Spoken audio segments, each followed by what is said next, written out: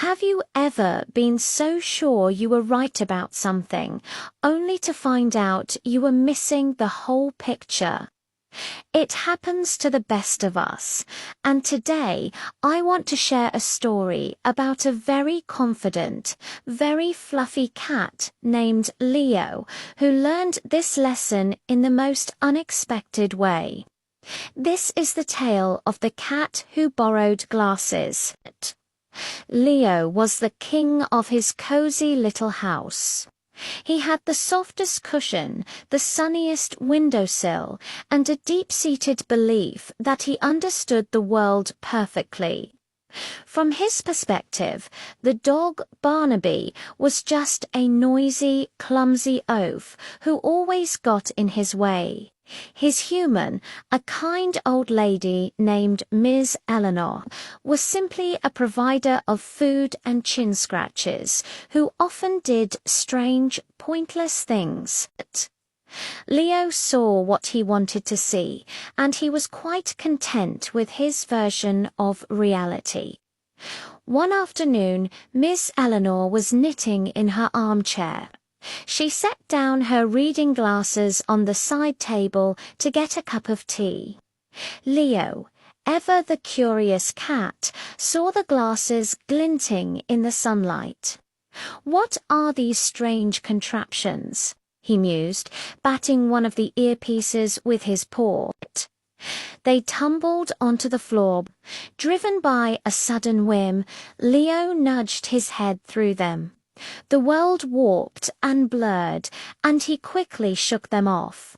But then he tried again, this time managing to perch them just so on his little feline nose.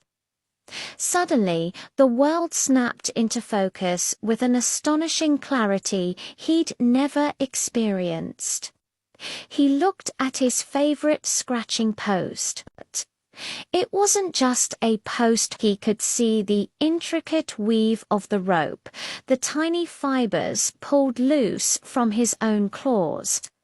The dust motes dancing in the sunbeam weren't just specks.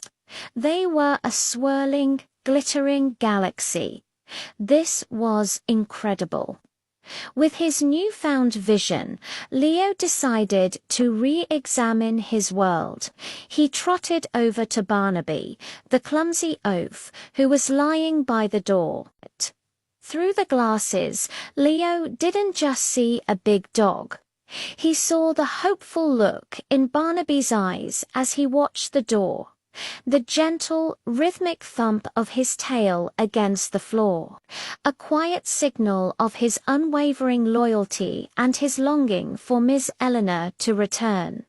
He wasn't being noisy, he was being patient and loving. Leo felt a strange pang in his chest. Was it empathy? Then Miss Eleanor returned. Leo watched her through the magical glasses. He saw the fine lines of worry around her eyes as she checked their food bowls, and the gentle smile that appeared when she saw they were both safe and sound. He saw her hands, not just as dispensers of treats, but as hands that had worked hard, that had petted him since he was a tiny kitten, that trembled ever so slightly with age. Her seemingly pointless tidying wasn't pointless at all. It was her way of caring for them, of making their shared house a home. Leo sat there, the glasses still perched on his nose, his whole world turned upside down. He had been looking his whole life, but he hadn't truly been asterisk. He saw the asterisk. What asterisk? But never the asterisk. Why asterisk? He had judged Barnaby's actions without understanding his heart, and taken Miss Eleanor's love for granted without recognizing its depth. The glasses didn't just sharpen his sight, they sharpened his understanding. He gently nudged the glasses off his face, leaving them by Miss Eleanor's chair. He didn't need them anymore. He padded over to Barnaby and, for the first time ever, curled up beside him, resting his head on the dog's warm fur. When Miss Eleanor sat down, he hopped onto her lap, purring louder than ever before, and nuzzled her hand. The real magic wasn't in the glasses.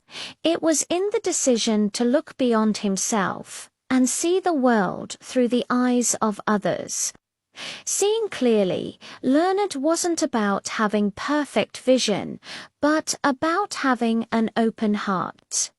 Thank you so much for joining me for this little story today. If it resonated with you, I'd be so grateful if you like this video and subscribe to the channel for more tales and thoughts. Until next time, take care and try to see with your heart.